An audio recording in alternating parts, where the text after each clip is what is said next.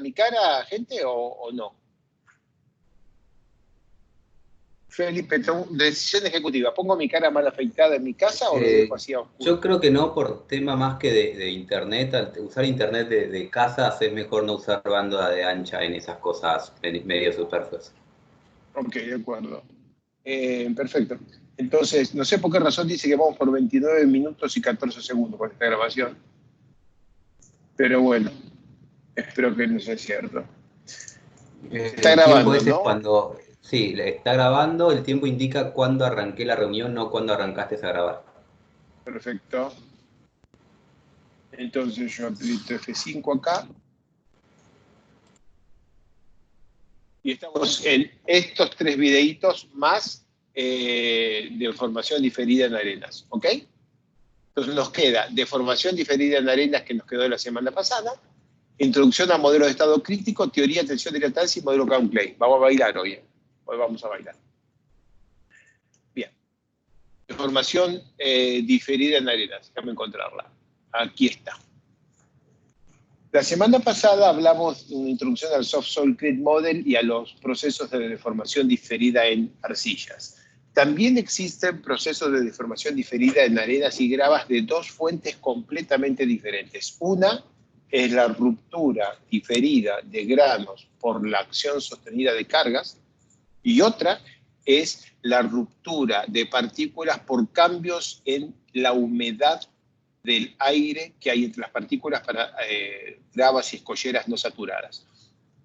Yo invité al profesor Luciano Oldekop, que fue quien desarrolló la teoría argentino, que trabaja en San Juan, que fue quien desarrolló la teoría del colapso de enrocado junto con Eduardo Alonso en la UPC. Le pedí que él nos hiciera una clase sobre su tesis y sobre los trabajos que él ha estado haciendo en suelos no saturados, y eso va a ocurrir en 1 o 2 semanas, o el viernes que viene o el otro, no el otro que es Viernes Santo, el otro, y vamos a disfrutar de escucharlo a Luciano, decirnos él en primera persona los mecanismos de colapso de enrocados. Así que esta presentación se refiere a los mecanismos de deformación diferida de arenas y gravas saturadas, o sea, bajo el agua. Bien. Repasemos que hay efectos dependientes de la velocidad del tiempo, como la deformación diferida y relajación, en el cual si uno aplica una carga y la mantiene sostenida en el tiempo, la deformación sigue creciendo con el tiempo y le decimos deformación diferida o creep. Y si uno mantiene una deformación impuesta y deja pasar el tiempo, uno observa que cae la tensión a deformación constante y a eso lo decimos relajación. Hay 2 formas típicas del comportamiento de los suelos finos acá a la izquierda y suelos gruesos a la derecha. En los suelos finos entra perfecto en la teoría de viscoplasticidad, en la cual la función de fluencia depende de la velocidad de deformación, epsilon punto. Entonces, si uno deforma a 1% por hora, 1% por minuto o 1% por segundo, puede tener diferentes resistencias, y esto que está acá dibujado, ustedes lo pueden reproducir con el Soft Soil Crete Model que les expliqué la semana pasada perfectamente. Ese se puede reproducir. Es el comportamiento digamos, canónico de los materiales viscoplásticos. Pero no se portan así las arenas, las gravas y los enrocados. De eso es la presentación esta. Ocurre que vos podés ensayar a 1% por día, 1% por minuto y 1% por segundo y tenés la misma curva, carga, desplazamiento. No hay efecto de la velocidad de la carga. Y uno puede cargar a 1% por día, salta a 1% por minuto y de un saltito instantáneamente cae y vuelve a recuperar la siguiente posición. No es que se quede arriba como acá, sino que baja, y uno baja la velocidad y esto cae, pero enseguida se recupera. Entonces, comportamientos de arenas, gravas y enrocados totalmente diferente al comportamiento de arcillas y relaves finos. Relave es el producto de minería, es un material artificial. Y entonces hoy nos vamos a concentrar en qué pasa acá. por qué es así y qué podemos hacer para moderarlo.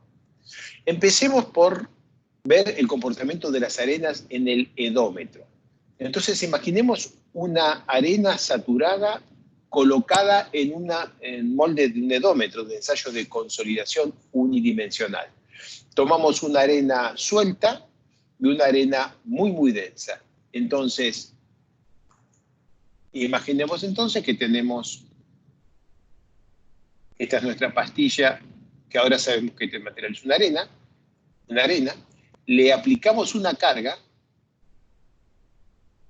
y para esa carga, sigma VC, tensión vertical de consolidación, el material está normalmente consolidado. Lo apretamos bien apretado para que quede normalmente consolidado. La pregunta es, ¿hay deformación diferida? ¿O ponemos la carga, termina la consolidación, como este material tiene alta permeabilidad, ponemos la carga, termina la consolidación en 10-15 segundos y eso se queda quieto para siempre? Pregunta. Segunda pregunta, ¿se porta igual una arena suelta que una arena densa? Bueno, esto es lo que se aprecia. Una arena suelta no se sobreconsolida por el paso del tiempo. O sea, si nosotros aplicamos una carga y dejamos la carga mantenida a lo largo del tiempo, observamos que existe una reducción de altura. Esto equivale a 3 días de compresión secundaria. Entonces, una arena suelta, le dejamos una carga en 3 días y baja. O sea, hay compresión secundaria en la arena. Esta compresión secundaria, voy para atrás, puede estar relacionado con el hecho de que dure la carga, pero no con la velocidad de carga, porque en este escaloncito, la compresión primaria ocurre en segundos. O sea, ponemos la carga y a los 10 segundos ya no queda ninguna presión neutra ahí adentro, y a partir de ahí, todos los 3 días son de compresión secundaria, y en una arena suelta vemos que se reduce la carga. Pero si luego aumentamos la carga lentamente, vemos que retoma la curva original. O sea, en una arena suelta lo que vemos es un escalón y vuelve. Muy parecido a lo que habíamos visto en una arcilla en la semana pasada. Cuando repetimos la experiencia, aquí se cargó, descargó, cargó, descargó hasta que la arena quedó densa. Cuando repetimos la experiencia con la arena densa, cargamos, llegamos acá y aplicamos los 3 días de compresión secundaria. Estos 3 días de compresión secundaria también producen una reducción de la relación de vacíos. Es la misma arena, ¿eh? Aquí cargamos, descargamos, cargamos, descargamos, cargamos. La relación de vacíos que tenía acá arriba, cuando la decíamos suelta, era 0,68. Aquí es 0,666. Las diferencias son la nada misma. Sin embargo, aquí ya está más densa que un cierto valor límite, y entonces cuando le aplicamos una carga sostenida, tiene deformación diferida, igual que acá. Pero cuando retomamos la carga, en vez de acoplarse a la curva virgen desde abajo, se pasa. Entonces acá vemos esto, tac, y retoma de abajo. Acá vemos, tac, pasa, cae y retoma.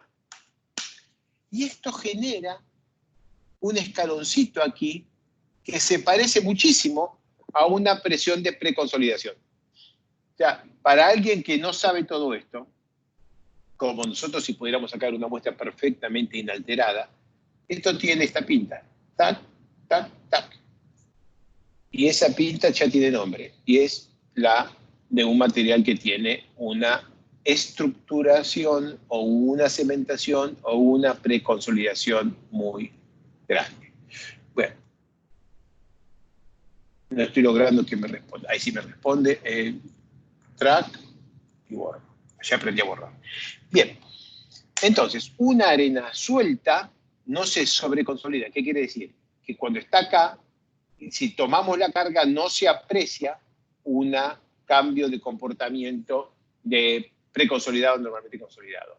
Y una arena densa entre, ¿cómo se llama esto? Comillas, entre comillas, se sobreconsolida. Y vamos a creer que es porque los contactos que hay en una arena densa están todos rodeados y están siempre quietos, y que las fuerzas entre los contactos son de similar valor. En cambio, en una arena densa eso no es lo que pasa. Digamos,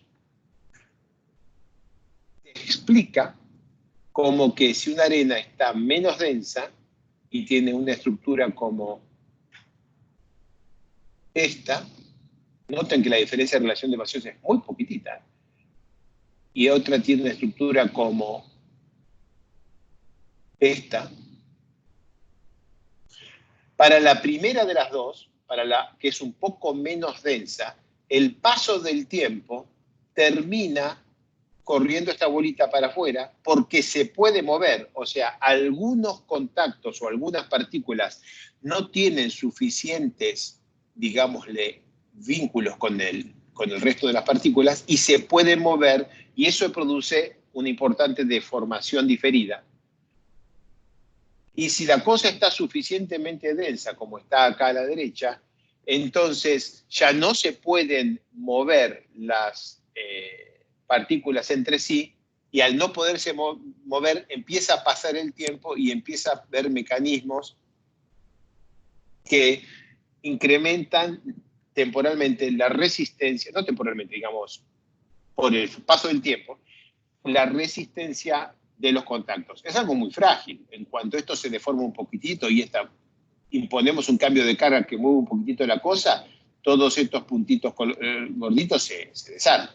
Pero, por lo menos, al estar suficientemente densa como para que las partículas no se muevan entre sí y los contactos se queden quietos, se ve este fenómeno de incremento temporal de resistencia y rigidez. Se puede medir el cambio de velocidad de propagación de ondas de corte por esto.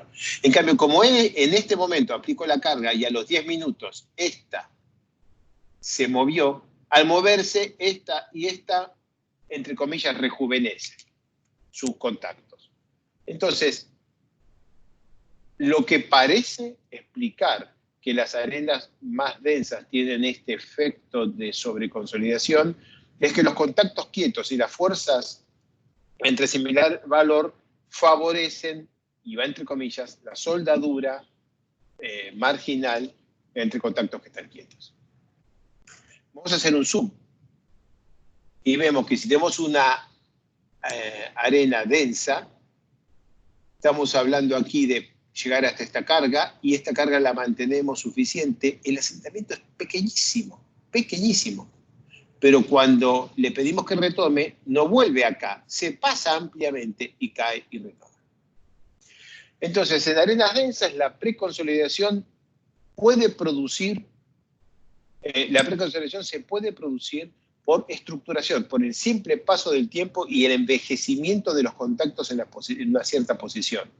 Y esta no es una reducción de la relación de vacíos por Cripps. En una arcilla, para ver este bump, quiere decir que tenemos que haber llegado, para llegar aquí, tenemos que haber llegado a esta reducción de relación de vacíos. Se los dibujo, vengo acá, tengo que haber llegado acá para que, retomando, vea el cambio de comportamiento ahí. O, si lo quiero ver en este punto, tengo que haber caminado este trayecto de acá hasta acá por la rama sobreconsolidada para volver a tomar esta pendiente aquí. Eso no es lo que pasa en una arena densa. Lo anterior que acabo de explicar para arcillas, para una arena densa, suficiente tiempo apenas produce una reducción de la relación de vacíos. Es apenas el cambio en la relación de vacíos. Sin embargo, alcanza que las partículas estén quietas, soldándose entre sí un poquito, para después tener una preconsolidación aparente que cuando la pasamos, la cosa se derrumba y retoma el comportamiento del material amasado. Muy lindo, muy difícil de creer, pero bueno, pero como es experimental, afortunadamente los ensayos hablan por nosotros. Y en el edómetro no se ve muy bien, pero Leigh, en los años 2008 a 2010, hizo un montón de ensayos que voy a recorrer ahora con ustedes, que ya había hablado muy rápidamente de la primera parte del primer semestre, pero los vamos a recorrer con un poco más de detalle para explicar qué es lo que pasa en las arenas y gravas con las deformaciones diferidas en el tiempo. ¿Por qué nos interesa? Porque las presas de materiales sueltos se deforman con el tiempo y no se puede explicar con un mecanismo de creep como el del Soft Soil Creep Model así nomás. Simplemente no se puede usar eso. Tenemos que encontrar por qué para poder saber cómo modelarlo. Entonces, efecto de la velocidad de carga en el ensayo triaxial. Aquí tenemos, esta es parte del trabajo de Leigh, entonces aquí tenemos estas, son diferentes curvas sigma epsilon en ensayo triaxial, donde tenemos 1,7% por minuto y el más bajo 0,007% por minuto. Estamos hablando de, no sé, 1000 veces el cambio de velocidad, y vos podés multiplicar por 1000 la velocidad de deformación, te da la misma curva.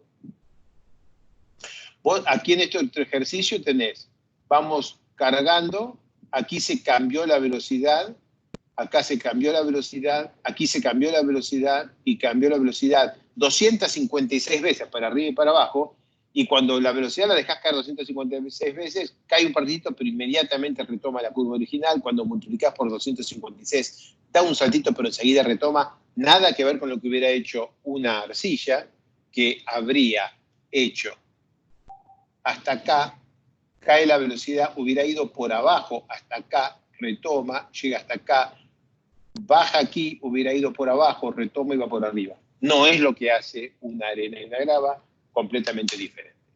Y cuando miramos estos mismos resultados en la curva de deformación volumétrica contra deformación axial, vemos también que el cambio de velocidad por bruto, que es 256 veces, prácticamente no tiene efecto. Acá tiene un poquito de efecto. ¿Qué pasó acá? Bueno, ¿qué pasó? Acá nos hemos permitido bajar la velocidad 256 veces y en hacerlo hubo una reducción de un aumento de la velocidad con la que se reduce el volumen. Noten que ya estamos en un rango de tensiones que está cercano a la falla. Esto se va a entender un poco mejor con las filminas que vimos. Así que bueno, cambiemos de material y repitamos el ejercicio, y en vez de usar una arena de coral que tiene baja resistencia de granos y aplicar acá cargas de 600, 800, 1000 kPa, 2 años más tarde, Leigh mandó a otro estudiante a hacer lo mismo, y ahora usamos una arena cuarcítica, y en vez de 600 u 800 kPa, estamos hablando de 15.000 kPa de sigma desviador. Y acá tenemos otra vez diferencias bien de 0,6 a 0,002% por minuto, y básicamente la misma respuesta en carga y en descarga, tanto en deformación, en carga, desplazamiento, como en deformación volumétrica, deformación axial. Y esto muestra, ¿puedo ir para atrás? Esto muestra que en estas arenas todas las velocidades de carga dan la misma curva tensión-deformación, y que violentos cambios en la velocidad de carga solo producen pequeños saltitos que enseguida se recuperan.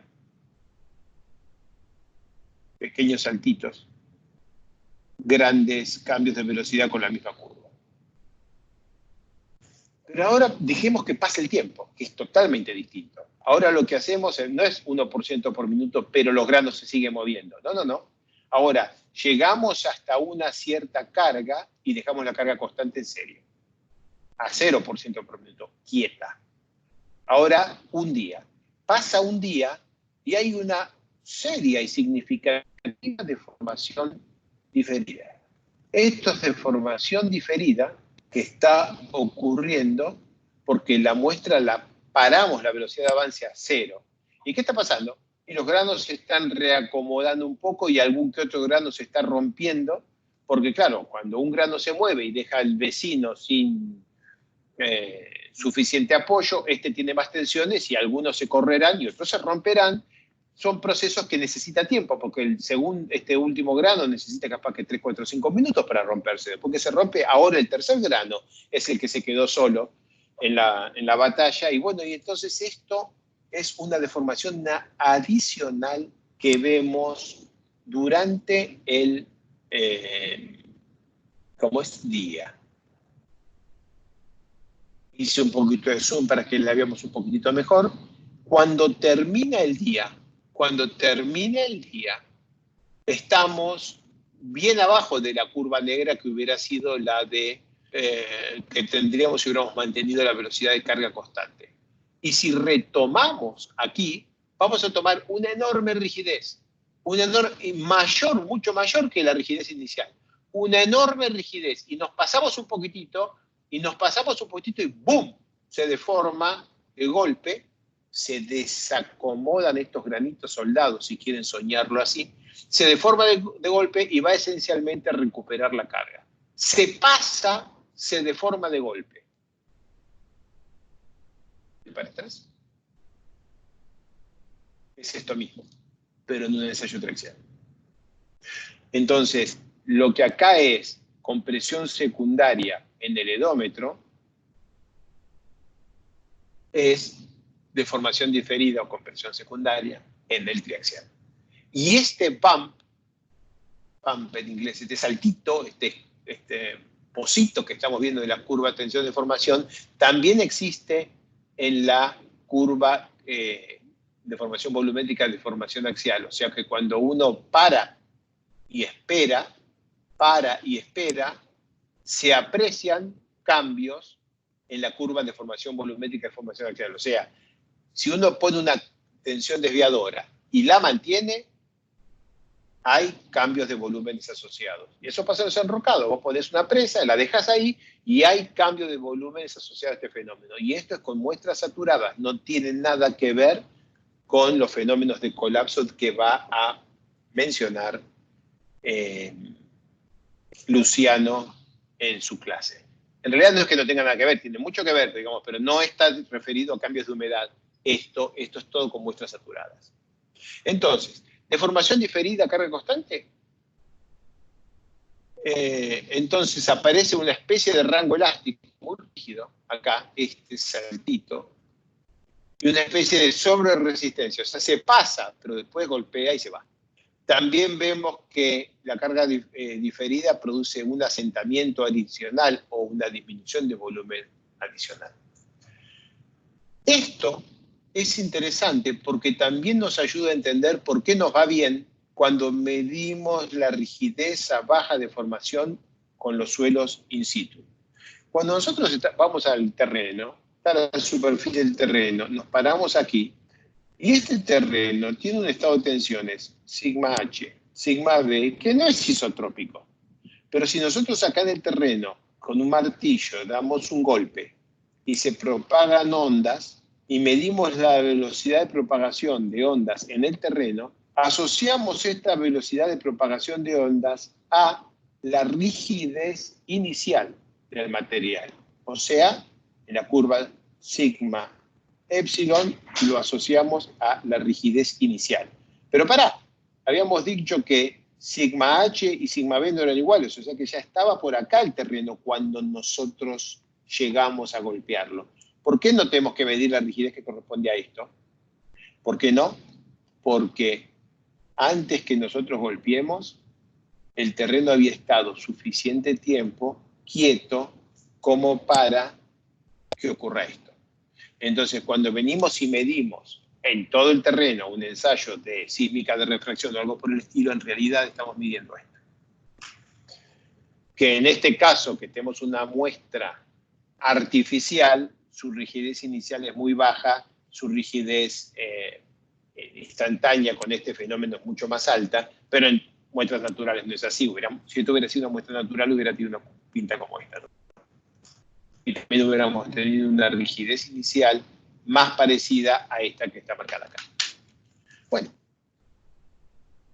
esto es haber mantenido la carga constante una cierta cantidad de tiempo. Esto es efecto del tiempo, del paso de los días, no de la velocidad de formación en tanto por ciento por minuto. Ahora vamos a hacer una descarga y después una carga constante. Y aquí podemos ver que existe una deformación diferida, pero que es muchísimo menor. Así que acá lo que tenemos es carga, una descarga impuesta. Esta descarga que está acá, no es que esperamos y se cayó hasta acá. No fue lo que pasó. Cargamos, descargamos, volvemos a cargar. Y la descarga y carga, esta la hacemos durar un día. Entonces, aquí tenemos el tiempo, que estamos en abscisas, el tiempo y la deformación, y aquí podemos ver que si nosotros no hacemos este asunto y esperamos un día, la deformación a carga constante crece y crece y crece. Pero si nosotros, antes de hacer el fenómeno de dejar la carga mantenida, descargamos y volvemos a cargar, existe un enorme lapso de tiempo muy significativo en el cual no se ve ninguna deformación y después empieza a aparecer el fenómeno. Da la impresión de que si nosotros estamos cargando, tenemos muchas partículas y muchos contactos que están al borde de deslizar. Da la impresión que si yo vengo cargando y sigo cargando, estos se están moviendo entre sí. Todos estos se están moviendo entre sí. Está ok. En algún momento paro y me quedo quieto. En ese momento, este contacto ya tiene sus fuerzas, sus tensiones de contacto ya están en falla porque se venía moviendo. O sea, estos dos contactos se estaban deslizando. Me quedo quieto y esto produce una deformación adicional en un día. Pero si yo llego hasta aquí y este contacto estaba en falla, o sea, eran dos granitos que se estaban moviendo entre sí, y produjo, voy a simbolizar que se estaban moviendo con las fuerzas inclinadas el ángulo de fricción interna. Bien grande la fuerza para que se entienda. La fuerza inclinada, el ángulo de fricción interna entre los dos granitos. Se estaban moviendo. Pero si yo descargo, cambio completamente la orientación de la resultante entre estos dos granos. Por ejemplo, la pongo así. Y si ahora vuelvo a cargar, puede pasar que este grano falla, pero muchísimos no, van a quedar en una situación muy lejos de la que corresponde a la inclinación que inicia el desplazamiento. Entonces, es las fuerzas entre contactos que las he cambiado muy significativamente por haber agregado el escalón de descarga y recarga en el proceso de espera de un día. Entonces, aquí tengo la curva de formación volumétrica de formación axial y aquí tengo el saltito asociado al escalón de descarga y recarga y espera de un día. 1, 2, 3. Veo que hay un poquito, voy a hacer el cambio aquí para que se vea más grande, así. Veo que hay un poquitito de sobreresistencia, pero es menor que antes. Acá se ve el salto y cuando cae vuelve a retomar la curva anterior. Así que pasan cosas en las arenas y las gravas distintas de las que se ven en las arcillas y en los relaves. Si en vez de hacer ensayos de creep normal o con una descarga intermedia, lo que hacemos es un ensayo de relajación, o sea, ponemos una trayectoria de tensión, llegamos a un punto y paramos la máquina y la dejamos con deformación total constante, vemos una importante reducción de las tensiones, de la tensión desviadora. Se nos va cayendo la tensión desviadora a deformación constante, asociado a más disminuciones de volumen. Y cuando retoma, si hago esto y vuelvo a retomar, no veo el saltito, o casi no se ve el saltito, la sobreresistencia, es mucho menos pronunciada. Sí se ve que en el proceso estaba cargando y disminuía el volumen. Me quedo quieto acá, obligándolo a que no haya más distorsión, igual tengo ¿cómo es? La tendencia del material a reducir su volumen. Claro, en ese momento no va a reducir su volumen porque le impongo volumen constante, le impongo deformación constante. Pero si yo le impongo deformación constante y la cosa no baja, es intraxial, no baja de altura, eso no significa que no adelgace la muestra y reduzca su volumen. Así que aquí tenemos este comportamiento que otra vez es en función del tiempo y no de la velocidad de carga. Y en todos los casos lo que vemos en este material es que después de cosas raras que hace cuando cambio la velocidad de carga o cuando le pongo carga diferida, si sigo la deformación, las curvas vuelven a la curva base y la velocidad de carga que influye en la tasa de relajación, o sea, que influye en cuánto se descarga, no influye en la curva tensión de formación que el material tiene mientras lo estoy deformando. Y ahora yo voy a repetir lo que Leigh explica como mecanismo que puede explicar esto que estamos discutiendo. Entonces, todas estas cosas que nos pasan por una misma razón.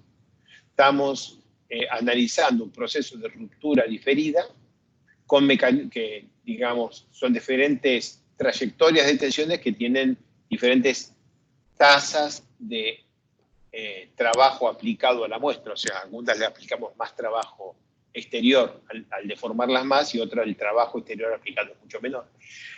Pero en todos los casos, el mecanismo que gobierna estos fenómenos es la ruptura de partículas. Entonces, en carga monotónica, cada contacto soporta carga por poco tiempo y se van moviendo los contactos entre sí.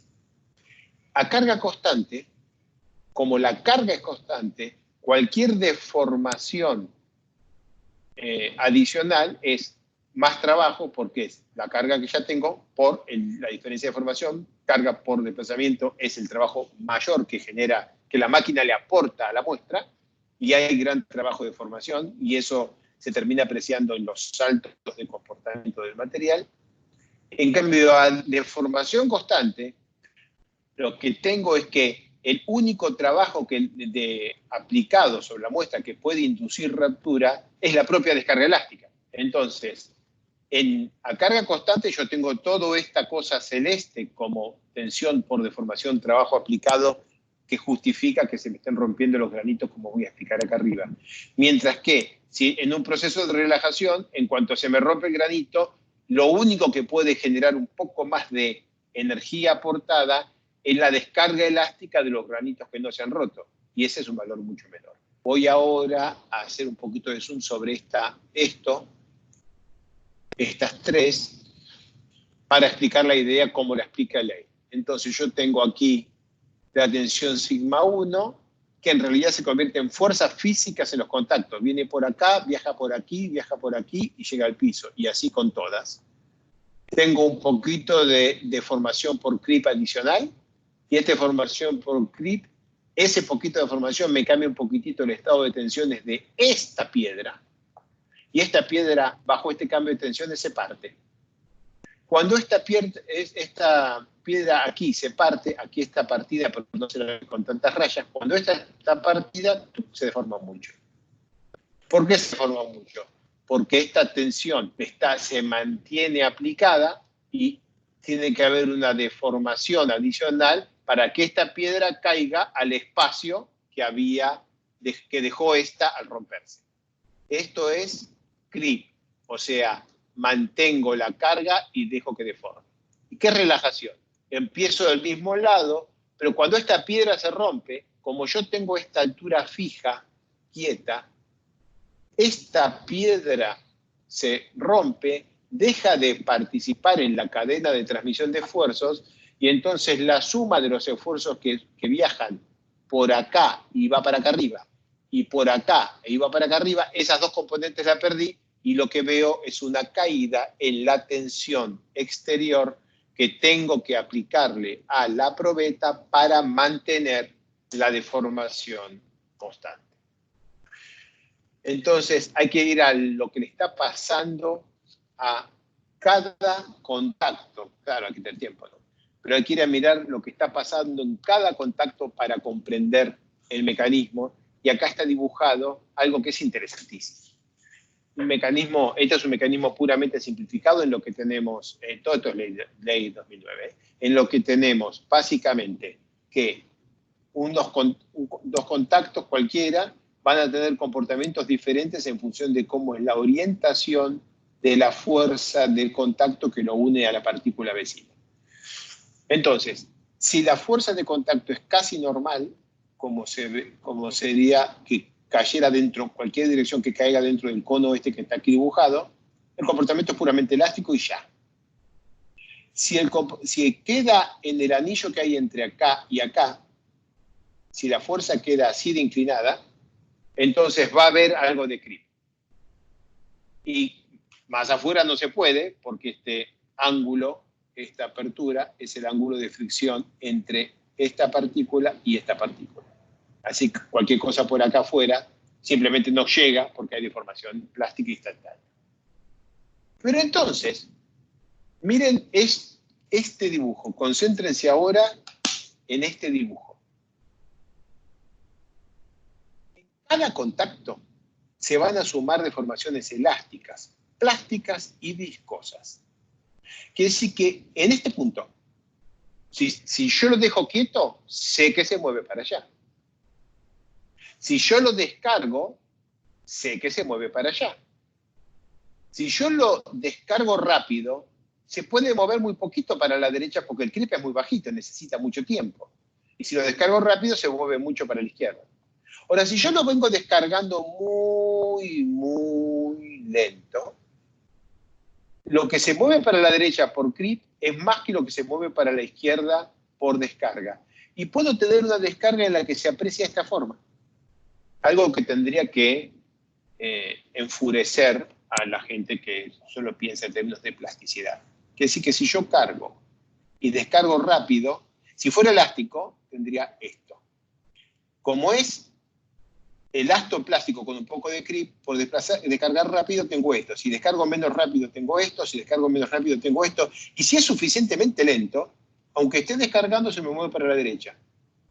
Hasta que la tensión es suficientemente baja como para caer dentro de este comportamiento y entonces se terminó ese baile y tengo un comportamiento separado. Así que cuando yo veo esta curva, no siempre está mal hecho el ensayo. Capaz que nos estamos negando, estamos descargando y yendo hacia la derecha, capaz que nos estamos negando a ver algo que el suelo nos está queriendo decir, ¿no? Y es un mecanismo muy interesante. Así que tengo, si la descarga es rápida, el módulo de descarga, el módulo de Young, digamos, aparente, el módulo de formación aparente es muy alto, porque tengo delta sigma y lo comparo con un delta epsilon aparente, que es el de negativo de descarga, o sea, el que va para allá de descarga, hay que restar el que va para la derecha de creep. En cambio, si descargo muy lento, el módulo no solo no es muy alto sería infinitamente alto, es vertical. Muy alto es así. Si descargo muy rápido, lo veo así. Si descargo bastante rápido, lo veo así. Pero si lo descargo muy lento, lo veo negativo, o sea, lo veo que va para la derecha. Estoy descargando y voy de arriba a la izquierda hacia abajo a la derecha. ¿Qué es eso de un módulo negativo? Es que la descarga produce una deformación elástica hacia la izquierda, que como vengo descargando y la velocidad de descarga es muy lenta, esa deformación elástica hacia la izquierda ocurre a menos velocidad que la deformación de creep que ocurre hacia la derecha. Y entonces tengo esta curva rarísima y feísima, y anda a ser que un modelo de elemento finito funcione bien con esta curva, ¿no? Pero bueno, ese es un problema. Última firmina de esta presentación, trabajo aplicado y rotura de partículas. Hay una relación directa entre el trabajo de deformación que se consume en un ensayo triaxial y la rotura de partículas. Uno puede observar que a baja presión, todo el trabajo que hace la máquina contra la probeta se usa para deslizar una partícula respecto de la otra. Y a alta presión, una muy buena parte del trabajo que hace el pistón contra la probeta no se usa para deslizar una partícula contra otra únicamente, sino también en ruptura de partículas. Las partículas se rompen hasta el punto que la un material que yo puedo ensayar en la cámara triaxial que tenga esta granulometría antes del ensayo, puede tener esta granulometría totalmente diferente, y antes no tenía ninguna partícula más chica que 0,05 milímetros, y ahora tiene 5% de partículas más chicas que 0,005 milímetros. Apareció un montón de polvo. ¿Y cómo apareció un montón de polvo que cambió la curva granulométrica desde esta línea a toda esta? Bueno, todo ese polvo apareció porque las partículas se rompieron. Y los que eran muchos granos grandes se hacen más chicos. Por eso, por ejemplo, teníamos que la mitad de la muestra tenía este tamaño de partícula, y después de un triaxial, la mitad de la muestra tiene un tamaño de partícula significativamente inferior. De manera que hay evidencia experimental de los procesos de ruptura de partículas, y todo este polvo que se forma, no es que una partícula se rompe en 50.000 grados. Eso no es lo que pasa. El polvo se forma porque las partículas pierden puntitas. Ahí es donde tenemos la mayor parte de la formación del material más fino que vemos aparecer acá. Bien. Deformación diferida de arenas, algo que no estábamos en condiciones de digerir el viernes pasado a última hora.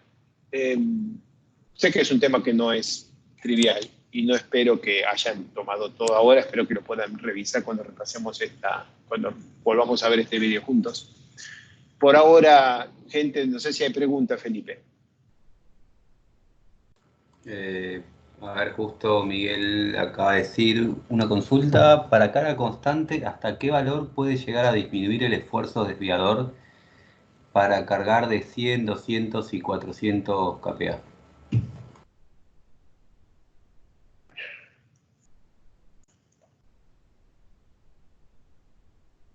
Después que de estos trabajos seminales, hay un montón de cosas similares de otros, investigadores. Me está diciendo carga constante. Esto es deformación constante y esto es carga constante. ¿Estamos hablando de carga constante? ¿Esto? Confirma, por favor, Felipe. En el mensaje dijo carga constante, igual cuando escriba... Pero si dijo, no confirme vos, que confirme él, porque carga constante no disminuye la tensión. A carga constante, la tensión se mantiene constante. Lo que hace es aumenta la deformación. A carga constante... Diapositiva 10, perdón. Diapositiva 10. Yo no sé si aquí fui claro, pero por las dudas voy a ir a sí y ahí. Si yo tengo sigma y epsilon y llego hasta acá y le impongo carga constante, entonces mi máquina va a gastar toda esta energía y va a deformar todo lo que eso haga falta. Y la máquina pone el trabajo y gasto electricidad, digamos.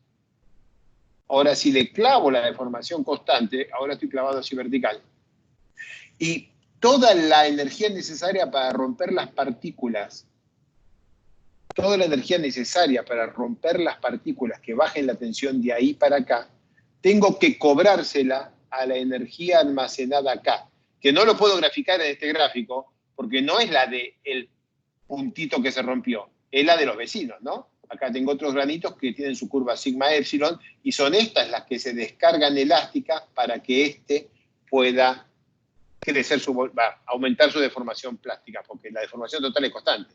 Entonces necesito que esta partícula que sobrevivió se descargue elásticamente, digamos el chicle, para que esta que se va a romper sea grande y que la deformación total esté constante. En este mecanismo, la única energía disponible, estoy aprendiendo, es esa descarguita elástica, que es muy poquitita. Entonces, ahora voy a tratar de contestar la pregunta que creo que no la entendí. A carga constante, ¿cuánto puede caer la tensión? No, la pregunta no va así, ¿no? Estamos diciendo, a deformación constante, ¿cuánto puede caer la tensión? Bueno, eso depende mucho de cada material y hay que ensayarlo. Pero tiene interés ensayarlo. ¿Cuántos fenómenos tenemos nosotros como ingenieros civiles en lo que la deformación es constante? Esto solo puede tener un poco de interés alrededor de túneles o de otras estructuras así que tengan cinemáticamente definida su deformación. Túneles se me ocurre instantáneamente, me cuesta mucho empezar a encontrar un segundo problema así. Quizás para entender, esto puede servir para entender el comportamiento a largo plazo de pilotes después de que los instalamos. Yo tengo el terreno, clavo un pilote hincado, al clavar el pilote hincado mandé el terreno para afuera, pero ahora una vez que lo mandé para afuera y se deformó, ahora estamos a deformación constante. Entonces, en el momento que lo mandé para afuera, seguramente la fuerza que hizo fue así grandota, y ahora que pasa el tiempo, esto puede bajar. Este es un mecanismo. Alrededor de un túnel puede ser un mecanismo, pero no hay muchos mecanismos en que esta cosa sea de vital interés. No sé si contesté. Creo que sí, si no ahora me dirá, y mientras tanto seguimos con la pregunta de Andrés que dice, ¿el CRIP tiene un valor límite a carga constante? Porque si no, tal como lo entendí, si dejas esto 1000 años se deforma de forma infinita. No, digamos, no lo sé, nadie lo dejó 1000 años, pero ahí hay un montón de cosas fundadas sobre arenas desde hace más de 1000 años y ahí están, ¿no? Supongo que tiene que haber un par de mecanismos. El primero, una vez que todos los contactos cayeron básicamente dentro de este cono, esto es muy conceptual, Andrés, pero una vez que todos los contactos cayeron dentro del cono, el clip terminó. De manera que hay un mecanismo con un umbral, un threshold, hay un umbral que va apagando contactos activos uno tras del otro. Yo me puedo imaginar, y estoy contestando con la intuición, no que estudié el tema al punto que citarte un autor al respecto, pero me puedo imaginar que este proceso, por tener este umbral no nulo, no se debe ni se puede explicar con una exponencial que al infinito todavía tiene un cierto valor. O sea, esta no es una función continua y derivable tan fácil, ¿no? Podrás decirme, antes que me lo diga, lo digo yo, quién sabe si este cono es firme o es difuso, o si este cambio es gradual o no, de acuerdo, pero sí se ve que hay un rango en el cual no hay deformación. O sea, si vos descargaste como para meter los contactos dentro de este cono, por decirlo de una manera medio brutal, nada, no se ve nada. No se ve nada en 1000 minutos, ¿no? 15.000 años, no sé. Pero yo sé muy bien que la pirámide de Keops está sobre roca y rodeada de arena, así que no vale el ejemplo, porque si estuviera sobre arena sería buena como ejemplo, pero no. Si vos pasás la escoba a un par de metros de profundidad abajo del desierto, ahí ya está la roca, y las pirámides están sobre roca. Pero debe haber unos cuantos ejemplos, ¿no? De cosas que las pusimos sobre arena, ya es un par de, como sociedad, habrá un par de docenas de miles de años que buscar alguna cosa romana. Yo creo que cuando uno se quiere tentar con las exponenciales, las tangentes logarítmicas y las funciones así, tiene que recordar que ahí está todo el planeta contestándonos este tipo de preguntas. Mi primera impresión es que no creo que esto vaya al infinito, me da la impresión que no. Tampoco sé si contesté esa segunda pregunta. La primera de Miguel sí, Andrés todavía no contestó. Igual yo, preguntando ya que aprovecho, tal vez el mecanismo sigue en marcha, pero asumo que es algo asintótico, que sí está comprobado que es cada vez menor. No, eso está más que comprobado que cada vez menor. Pero además, estas cosas tienen umbrales, ¿eh? No necesariamente es asintótico. O sea, puede ser que a menor, por ejemplo, si la velocidad de formación es menor que 1 por 1000 en un año, la velocidad con que se sueldan los contactos y se sueldan hasta que tengan resistencia al corte es mayor que esa y se soldaron y se acabó. La piedra Mar del Plata, que cubre todas las frentes de las casas en Mar del Plata y un montón de otros lugares, esa cosa gris, era una arena y se convirtió en una arenisca.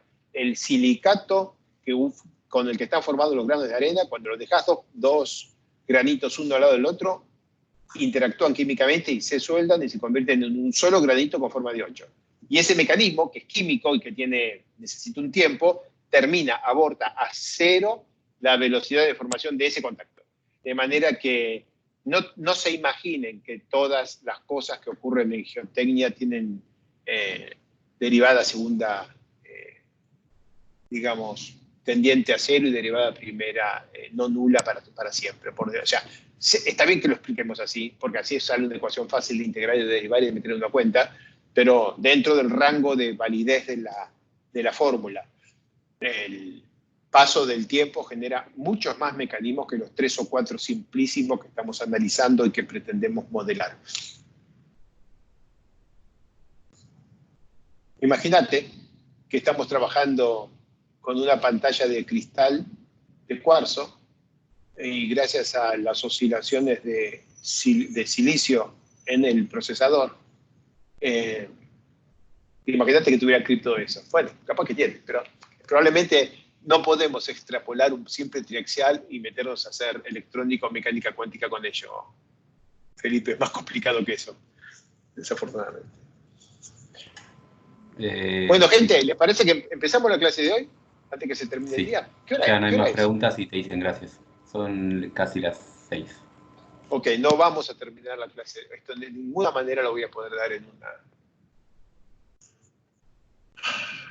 una hora. Bien, es bueno saberlo. Ahora vamos entonces a introducirnos en los modelos de estado crítico. Los modelos de estado crítico son toda una familia de modelos en los cuales evoluciona la relación de vacíos. Digamos, como explicación.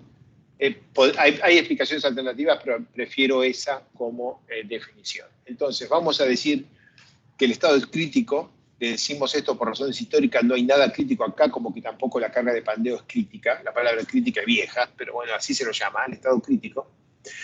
Es aquel estado en el que una muestra sometida a un estado tensional fluye a volumen constante y también a tensión constante. Las dos cosas a la vez. La tensión se mantiene constante, el tensor de tensiones se mantiene constante y el volumen se mantiene constante. El ejemplo del reloj de arena es canónico.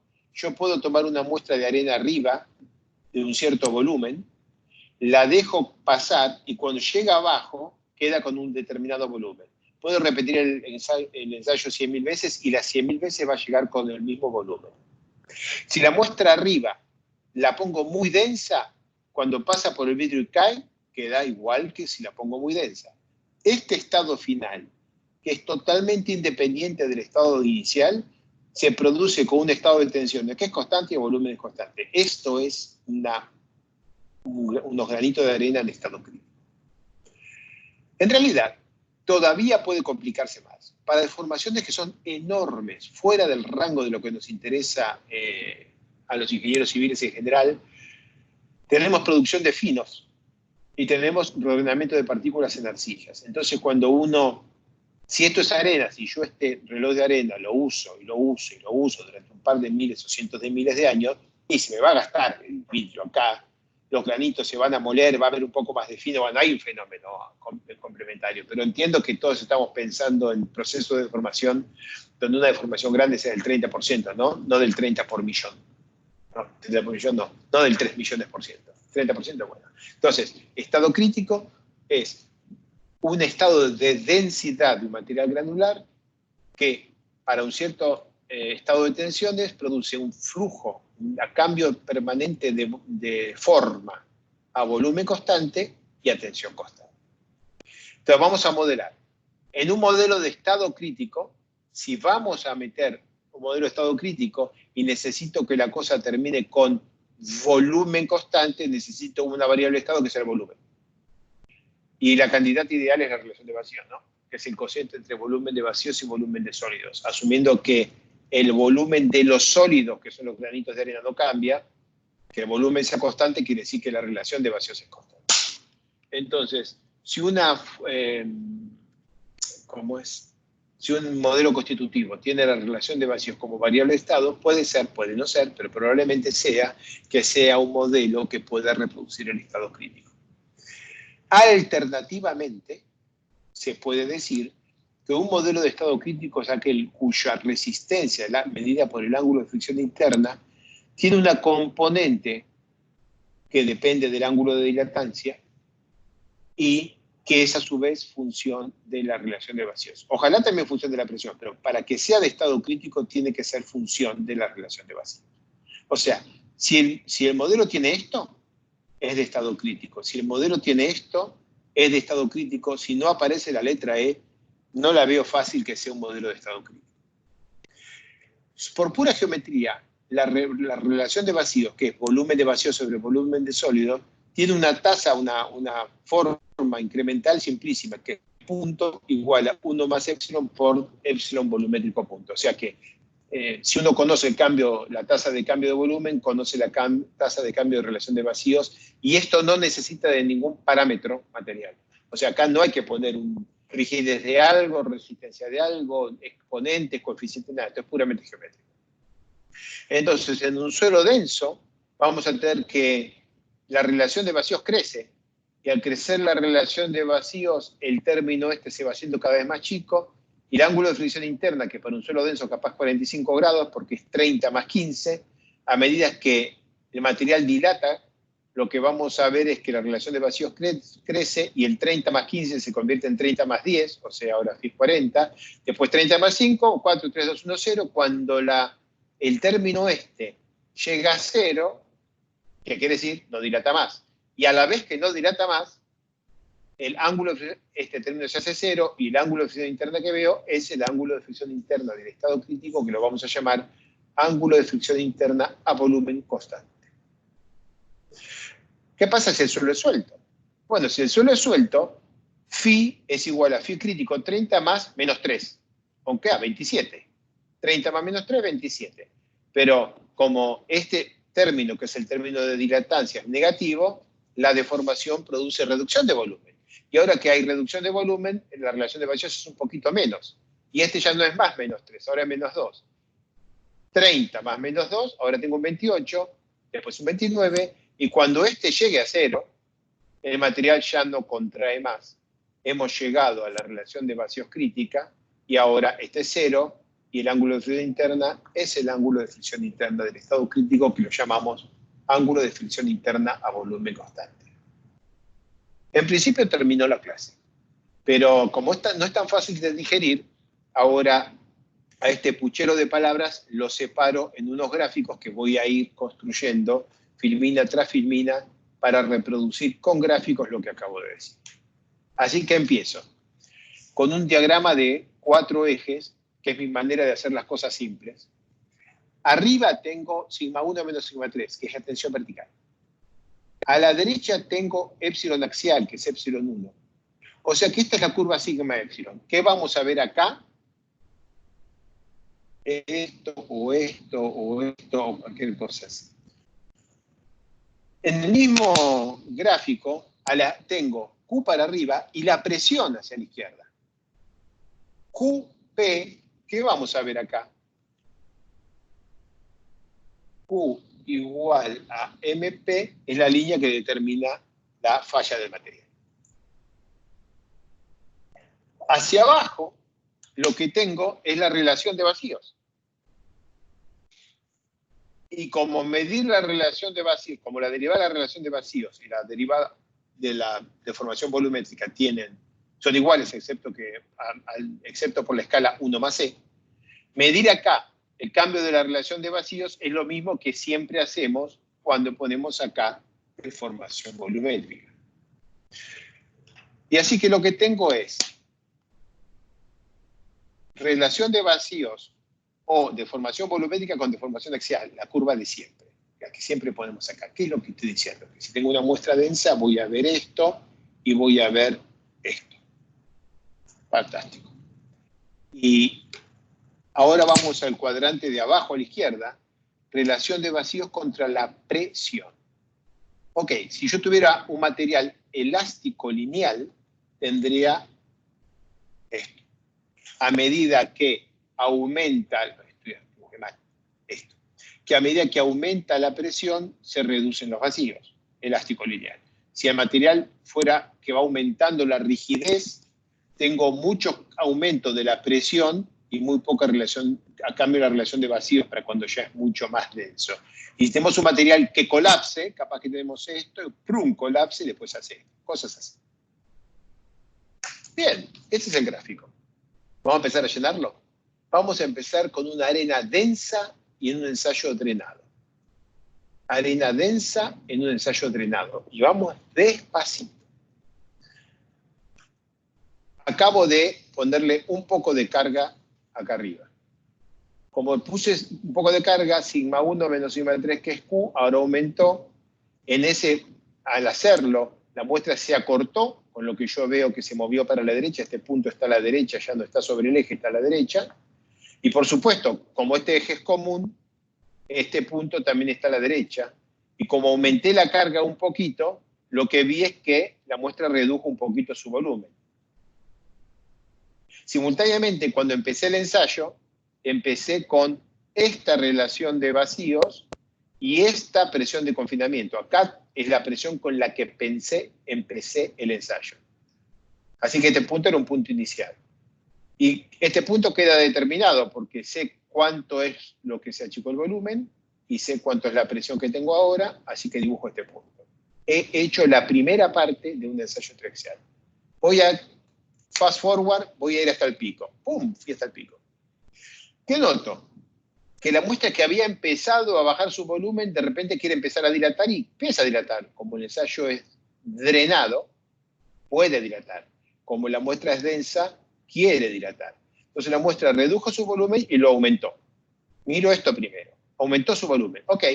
También veo que siguió aumentando su tensión hasta alcanzar un punto donde se puso horizontal. ¿Qué más veo? Que en esta horizontal, como comparte el eje vertical, esta es la relación de vacíos. En este momento, ya tiene toda esta deformación horizontal, axial. Tiene esta relación de vacíos, que es la misma que esta, y ahora la presión es esta. En el momento que se hizo horizontal, uno este punto con el origen y tengo la pendiente de la recta M, cuya ecuación es 6 seno de phi sobre 3 menos seno de phi, con lo que acabo de determinar cuánto vale el ángulo de fricción interna máximo. En el momento máximo, aquí es el máximo. El ángulo de fricción interna máximo lo acabo de medir acá. La muestra había contraído, pero volvió a dilatar. Y aquí llegamos. ¿Qué pasa si sigo deformando? Bueno, si sigo deformando, como la muestra dilata y va a seguir dilatando, va a tener cada vez más relación de vacíos, con lo que este valor va a ser cada vez menor. Entonces, de este máximo, voy a seguir imponiendo deformación axial, que se ve hacia la derecha acá, y veo que la muestra va dilatando. A medida que dilata la muestra, este término va cayendo, entonces vuelvo por esta rutita hasta acá. ¿Qué es acá? Cuando el material ya no dilata más. ¿Dónde lo veo? Y veo que la curva dilata y ya no dilata más. Ahora se mueve a relación de vacío constante, horizontal acá. Horizontal acá. Fluye a tensión constante, horizontal acá. Fluye a relación de vacíos, o sea, a volumen constante, horizontal acá. Este horizontal me lleva hasta este punto. Esta pico que me había llevado acá bajó y esta ahora viene acá y la encuentro en este punto, y al encontrarla en este punto, mido M sub CB, en donde tengo M sub CB, 6 seno de phi CB sobre 3 menos seno de phi CB, mido este punto, y con eso tengo el ángulo de fricción interna de volumen constante. Y en este momento, el término de dilatancia se hizo cero. ¿Cómo lo veo? Y lo veo porque la muestra ya no cambia más de volumen. Y miren el rulito que hizo este material. En la relación relación de vacíos-presión, empezó aumentando la presión y bajando la relación de vacíos. Siguió aumentando la presión, pero subió la relación de vacíos. Y en esta parte, baja la presión y sube la relación de vacíos, hasta que ya no sube más. Esta línea punteada, está acá, es la línea de estado crítico entre relación de vacíos y presión. Ay, ay, ay. Cuando escribimos logaritmo de la presión y relación de vacíos, nos sale una recta, que era paralela. Esta es para condición isotrópica, sigma 1 igual sigma 3. Esta era para K sub 0, sigma 1 sobre sigma 3 igual a 1 sobre K sub 0. Y este es para el estado crítico. todas con la misma pendiente, y una recta en el gráfico E logaritmo de P. Esto es experimental en arcillas. No todas las arcillas son rectas, pero muchas arcillas forman una recta en el gráfico E logaritmo natural de P. Pero eso sí es logarítmica. Cuando no es logarítmica, te sale una forma que básicamente es una exponencial. No tiene que ser exactamente una exponencial. Esto es una curva experimental que tiene rotura de partículas, acomodamiento de granos. Hay un montón de cosas que pasan. No va a ser, de ninguna manera tiene la ecuación de una exponencial. En un modelo es probable que acá usemos una función exponencial o una función potencial. Veremos. Bien, aquí he terminado mi arena densa, el ensayo triaxial drenado, que partió de 0, 0, llegó al máximo, máximo y cayó al residual o crítico, residual o crítico. ¿Qué pasa si la arena es suelta? Si la arena es suelta, parto de una relación de vacíos mucho más alta que la anterior. Antes era densa porque partía de la relación de vacíos donde está ahora el láser, pero ahora que es suelta, parte de una relación de vacíos mucho más alta. Dejé punteadito lo que hizo la arena densa para tenerlo como referencia. Ahora parto con una arena suelta y empiezo el ensayo. Empiezo el ensayo y observo dos cosas. Primero, igual que antes, la muestra quiere reducir su volumen cuando empiece el ensayo. Igual que antes, aumenta la tensión porque se la estoy aplicando yo con el pistón cuando empiece el ensayo. Veo que la rigidez, o sea que la pendiente de esta línea es mucho menor que la de la muestra densa. ¿Ok? La rigidez depende de la densidad. ¿Ok? También veo que la muestra sigue haciendo esta trayectoria exactamente igual. Porque tiene pendiente 3 vertical, 1 horizontal. Eso por construcción del ensayo. Como la presión de sigma 1 más sigma 2 más sigma 3 sobre 3. Y sigma 2 igual a sigma 3 igual a constante. Entonces, cualquier incremento de sigma 1 se convierte en un incremento de 1/3 de sigma 3, así que esto es una recta con pendiente 3 y ya. No importa si es suelta o densa, la muestra siempre es esta trayectoria. Bueno, llego hasta acá. Y acá que noto también que partí con esta relación de vacíos alta y la relación de vacíos cayó hasta un cierto punto.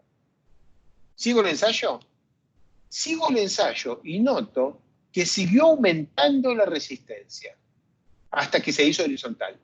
Siguió reduciéndose el volumen hasta que se hizo horizontal. Siguió aumentando aquí la trayectoria hasta que se quedó quieto acá, porque una vez que esto se hizo horizontal, entonces puede mover todo lo que vos quieras, que en este gráfico este punto se queda estacionario y quieto, y aquí también. ¿Y qué aprecio? Aprecio que en el camino de ir subiendo, lo que hemos llamado el ángulo de dilatancia, que empezó siendo menor que 0, la muestra aquí ya estaba en falla.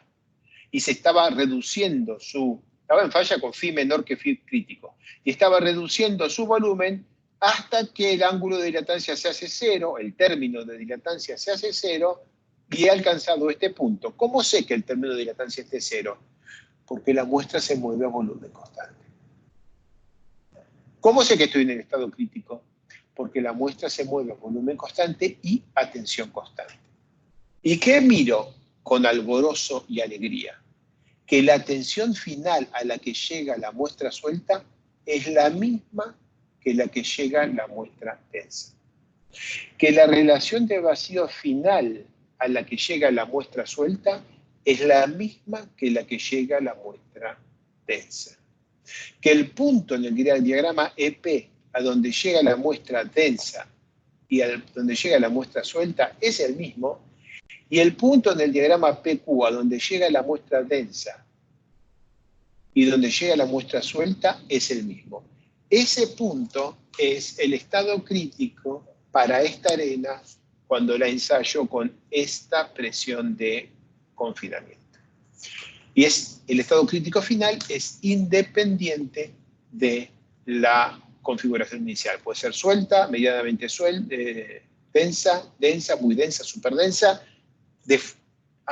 Estudio todas esas opciones solo para aprender que si fuera súper densa llego a esto, si es densa tengo esto, si es medianamente densa tengo esto, si es suelta es esto, y si es súper suelta es esto, pero siempre llego al mismo estado crítico final. Entonces, ¿dónde está el estado crítico en este gráfico? El estado crítico en este gráfico está en este punto, que es lo mismo que este punto, que este punto y que este punto. Es aquí porque Q es igual a M por P. Es aquí porque se mueve horizontal. Es aquí porque se mueve horizontal y también es aquí porque queda apoyado sobre la línea de estado crítico en el diagrama presión-relación de vacíos. Voy a la siguiente filmina, tic, es sobre el ensayo no drenado. Antes de ir a ella, sería bueno que me digan si hay preguntas respecto de lo que acabo de hacer, porque esto no es fácil de digerir. Por ahora no hay preguntas. Fantástico. No sé si es fantástico, pero bueno, nos adoptamos a esa realidad. Bien, entonces, ya que no hay preguntas, le damos al no drenado. Y dejé punteadas todas los comportamientos drenados que hemos discutido. Así que ahora tengo denso y no drenado. Entonces, a ver, en esta parte inicial del ensayo, ¿qué quería hacer la muestra densa? La muestra densa quería reducir su volumen. Pero el ensayo es no drenado. Entonces, la relación de vacíos no puede disminuir porque tengo las válvulas cerradas y entonces el agua no puede escapar, la muestra no puede reducir su volumen. Y si es así, como la muestra no puede reducir su volumen, lo que hace es reducir su presión. ¿Por qué? Porque la muestra hubiera querido reducir su volumen, el agua se lo impide y el agua lo hace a costa de aumentar la presión del agua. Pero si aumenta la presión del agua y la presión de cámara exterior es constante, disminuye la presión efectiva, que es lo que veo en esta trayectoria. La presión del suelo baja de acá hasta acá. O sea, yo parto de este punto con esta presión de cámara y esta relación de vacíos, horizontal. Y el ensayo ahora va y se va reduciendo la presión entre los granos. La de cámara es la misma, pero la presión efectiva se va reduciendo porque el agua adentro de la muestra va levantando presión y llega hasta este punto. En esta trayectoria, en este punto, toca la línea de formación a volumen constante. Esta es la línea que los granos tienen que seguir si los obligás a deformarse a volumen constante. Este es un ensayo no drenado. ¿Qué va a hacer el material? Se va a deformar a volumen constante. Todo lo que sigue una vez que llegó acá es sobre esta línea, la de volumen constante. La verde en el ensayo no drenado no existe. Y esta trayectoria la veo en el diagrama PQ como una línea recta que sigue así, corresponde en el diagrama este en el que habíamos llegado en este punto a pegar la vuelta, en este punto, corresponde a que cuando produzco más incremento de deformación, aumenta la resistencia. ¿Por qué? ¿Por qué aumenta la resistencia? Porque cuando yo deformé hasta acá, la muestra se quería reducir su volumen y yo no la dejé y respondió aumentando la presión de poros, o sea, bajando la presión efectiva. Pero a partir de acá, la muestra quiere aumentar su volumen. Y yo tampoco la dejo. Y entonces cuando la quiero aumentar su volumen y llega acá, en este momento, tiene la misma volumen que tenía al inicio y quiso disminuir y quiso importar y tiene el volumen que quería tener, así que tiene la misma presión de poros que tenía al inicio. Y entonces el caminito que la llevó de acá hasta acá horizontal fue a costa de reducir su volumen y aumentar su volumen. Reducir su volumen y aumentar su volumen hasta volver a este punto que más o menos por acá. Y después, si la sigo obligando a deformarse a volumen constante, cuando la muestra quería aumentar su volumen, lo que hace es, el agua se pone a tracción. ¿Por qué? Porque la muestra quiere aumentar su volumen, pero el agua no la deja. Los granos se quieren separar y el agua los mantiene pegados. Y entonces la presión entre granos se pone grande porque la presión de agua se pone negativa o menos positiva, hasta que llegamos a un valor así grandote por acá arriba. Un valor enorme. Y en ese valor enorme, ¿qué observo? Que la muestra se deforma a volumen constante y que la muestra ya se deforma a tensión constante. ¿Qué es lo que hace que a esta presión la muestra se deforme a tensión constante? Lo que hace es que a esta presión ya se me están rompiendo los granos. El material ya no quiere seguir dilatando porque a semejante presión, un grano entre saltar por arriba de su vecino y romperse en dos, prefiere romperse dos al mismo volumen. Entonces lo que ha ocurrido es que en el proceso que va desde que pega la vuelta hasta que llega al estado crítico, la presión fue creciendo tanto hasta el punto en el que este término, en el que el término de dilatancia, en el cual la relación de vacíos, la dilatancia depende de la relación de vacíos y la presión, evolucionó a relación de vacíos constante, pero aumentando la presión hasta que el término se hace igual a cero. En este momento la presión está grande como para que la rotura de partículas impida todo cambio de volumen. La muestra ya no quiere cambiar más de volumen. Si no quiere cambiar más de volumen, ya no quiere cambiar más de presión, ya se queda quieta acá y evoluciona acá con tensión horizontal. O sea que se puede llegar al estado crítico en una arena densa a volumen constante. Me falta el gráfico de abajo a la izquierda. ¿Qué es lo que pasó con el gráfico de abajo a la izquierda? Parto de aquí, al principio la muestra reduce su presión porque aumenta la presión de poros en el agua de la muestra, pero después la muestra vuelve a pasar por aquí. ¿Cuándo pasa por acá? Cuando pasa por acá. Vuelve a pasar por aquí y sigue a volumen constante, porque el ensayo lo impone, sigue aumentando la presión hasta que alcanza la línea de estado crítico para esta presión. Si lo hiciéramos en el gráfico logarítmico, logaritmo de la presión, esta es la línea de estado crítico, una muestra densa está acá y primero reduce un poquitito y después aumenta hasta llegar aquí, donde esto es P crítico. Y si la muestra hubiera estado muy suelta, por ejemplo por acá, reduce su volumen y llega acá y no vuelve a intentar aumentar nada. Así que si está densa, primero reduce, pero después aumenta. Si está suelta, reduce y solo reduce. ¿Cómo grafico eso? Grafico así. Si yo tengo una muestra suelta en el ensayo triaxial no drenado, reduce hasta que toca y donde toca se quedó. Ya no quiere seguir haciendo nada más. O sea, está acá y reduce hasta donde toca. ¿Hasta donde toca qué? La línea de relación de vacíos versus presión. Todo es una gran deformación axial a volumen constante y la pinta es esta, donde en función de qué tan suelta es, yo puedo tener el comportamiento como este o tendría que tratar de hacer prolijo. O podemos ver esto que cae y se pone casi cero. Cuando se pone casi cero, así, es cuando hablamos de licuación estática, algo de lo que vamos a hablar bastante en este curso. Bien, ¿dónde está el estado crítico en este gráfico? Otra vez en los redondelitos. El estado crítico, drenado o no drenado, está siempre sobre la línea Q igual MCB por P, sobre la línea relación de vacíos-presión del estado crítico, y a la derecha porque esté horizontal, que se movieron horizontales. Si todas se movieron horizontales son estado crítico. Voy para atrás. En este momento, esta se está moviendo horizontal, pero esta no, todavía no es estado crítico. Acá, esta se está moviendo horizontal y esta también, las dos. Volumen constante, tensión constante. Cuando juntas se ponen horizontales, hemos llegado al estado crítico. Así que acá es estado crítico porque esta y esta son las dos horizontales. Muestra densa. Para la muestra suelta, porque esta y esta son las dos horizontales a la vez. Para el drenado, porque esta y esta son las dos horizontales a la vez. Para el drenado suelto, porque esta y esta son las dos horizontales a la vez. Entonces, este es el estado crítico, no los modelos de estado crítico, sino la explicación física o lo que hacemos los geotécnicos para hablar del estado crítico de muestras de suelo. Ahora vamos a los modelos de estado crítico. Sí.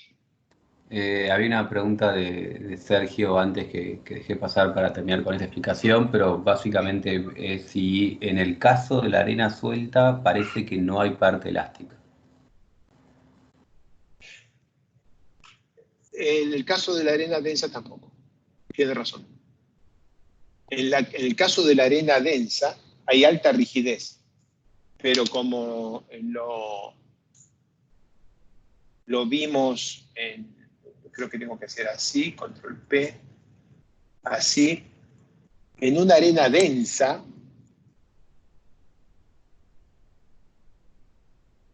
la parte realmente elástica que cargas y descargas, y no hay ninguna deformación elastoplástica, tiene una distorsión gamma del orden de 10 a la menos 6.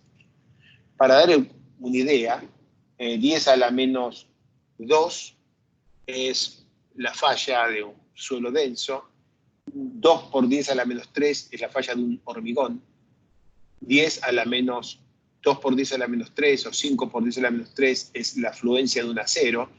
Entonces, gamma 10 a la menos 6 quiere decir que, uno pierde el rango elástico en arenas densas para deformaciones que son inapreciables a los humanos. De manera que la pregunta es correcta. En una arena, voy a donde la pregunta es más interesante, acá con esto limpio. En una arena suelta prácticamente no hay, desde el vamos no hay rango elástico. Desde el vamos estamos viendo que donde podemos dar tensión vemos deformaciones inelásticas. Y en la arena densa el rango elástico real es así chiquitito. Podrás decirme, en un modelo razonable vos vas a poner todo esto como elástico y después te complicarás. O vas a decir elástico toda la parte que reduce su volumen. Pero bueno, pero fíjate que no reduce su volumen a tasa constante. Si esto fuera elástico con coeficiente de Poisson, sería una recta. Y no lo es. Así que las arenas sueltas no tienen rango elástico. Las arenas densas casi no tienen rango elástico tampoco. Otra cosa es lo que hagamos en un modelo. En un modelo, para poder trabajar, le vamos a poner un rango elástico. Pero ese es el modelo, no es la experiencia. Bueno, espero haber contestado. Es una pregunta a los tobillos, no es una pregunta trivial. Bien. Después hoy pregunta si cambia la forma de las curvas para arcillas. Y si es así, ¿cómo cambia? No. Donde esto es 3%, es 15% de arcillas. Esto es exactamente igual. En arcillas que no tengan un límite líquido de 400. Si la arcilla tiene un bendito límite de líquido de 400, una enorme plasticidad o cosas por el estilo, las cosas de creep que ocurren durante estos ensayos prevalecen. Entonces vas haciendo este ensayo y se te va moviendo, hace cosas raras. ¿Qué crees? O sea, si tiene muchísimo creep durante el ensayo, está complicado. En las arcillas, además, si tenés la desgracia de tener una arcilla de alta plasticidad, y ahora esto es 10%, esto es 100%, y esto es 1000%, vas a encontrar que hay un pico, un residual, y después sigue cayendo muy lentamente. ¿Qué es lo que está pasando aquí? Aquí llegaste a lo que llamamos el estado crítico, por eso se dejó de hablar de crítico y se empezó a hablar de volumen constante. Llegamos acá, es volumen constante, toda esta caída de acá para allá es a volumen constante, pero lo que pasa es que en este punto, en una arcilla, tenés las diferentes partículas así, ya deformándose a volumen constante, y en un punto como este ya están todas planchadas y peinadas como cuando te peinas el pelo a la mañana. Y claro, en esta forma, la resistencia que tiene para deformaciones adicionales en esta dirección es muy baja. Pero si a esta muestra que llegó hasta acá y tiene esta condición, la ensayás ahora así, instantáneamente viene acá. Porque tiene ese volumen, pero no tiene el ordenamiento de partículas. Y le tenés que dar un 10.000% de deformación para que las partículas queden todas alineadas así y vuelva a caer.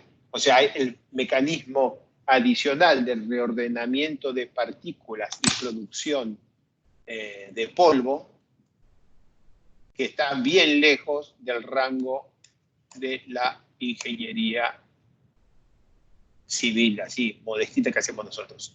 Esta frase, reordenamiento de partículas, quiso contestar por anticipado la pregunta de Ogi. Quizás fue un poco corta la frase para explicar todo esto, pero bueno, es lo que hace. Ambos te agradecen y te dicen perfecto. Perfecto, listo. Entonces seguimos. Ahora nos metemos en un modelo de estado crítico en el cual la relación de vacíos es una variable de estado.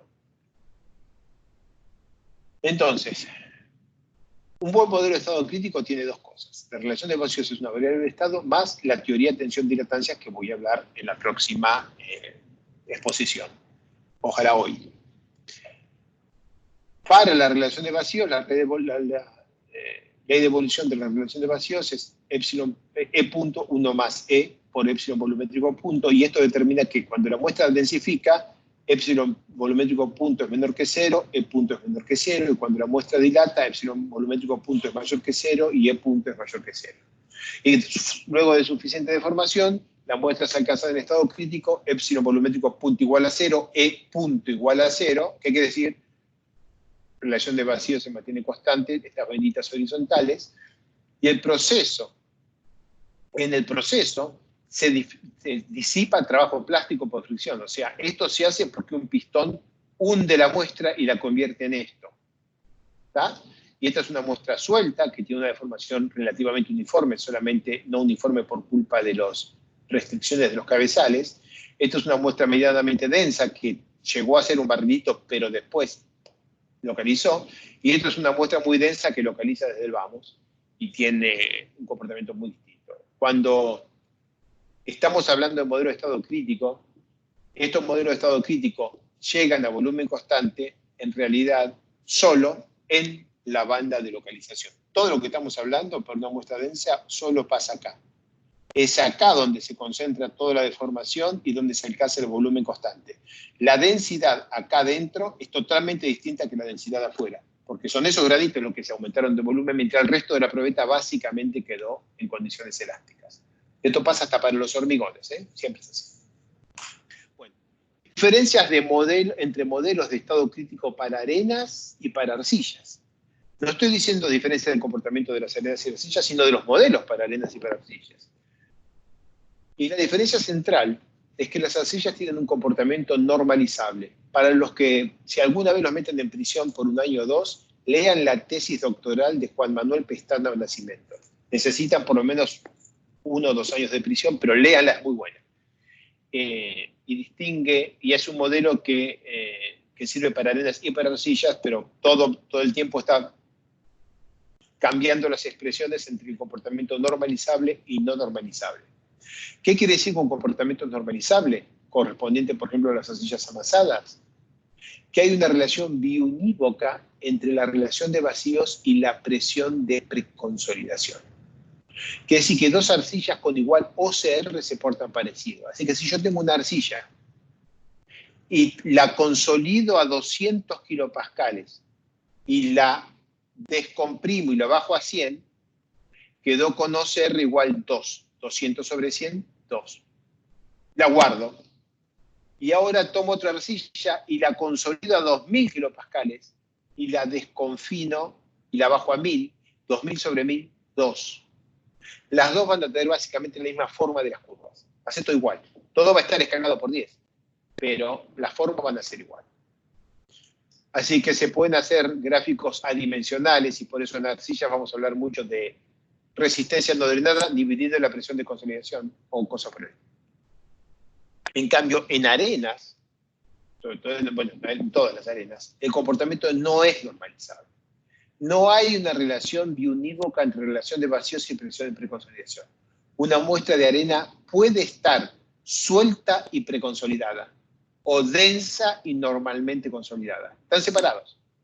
Entonces ahora, en ese caso, todavía puedo usar que el ángulo de fricción interna tiene una componente que es la de volumen constante más un término de dilatancia, pero en vez de depender solo de OCR, o sea, ser normalizable o poder calcular una única función independiente de la tensión de confinamiento, tengo que poner separados relación de vacíos y presión.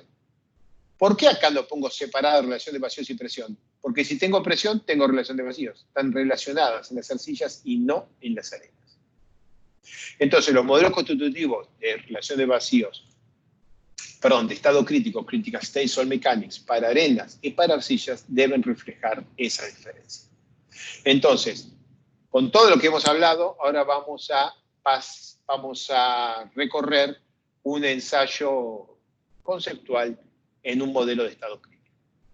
Tengo un ensayo de corte directo, pero antes, en el primer escalón, solamente uso la máquina de corte directo como edómetro. Así que tengo fierro acá, aplico una carga vertical en el ensayo con corte directo y llevo la tensión hasta este punto.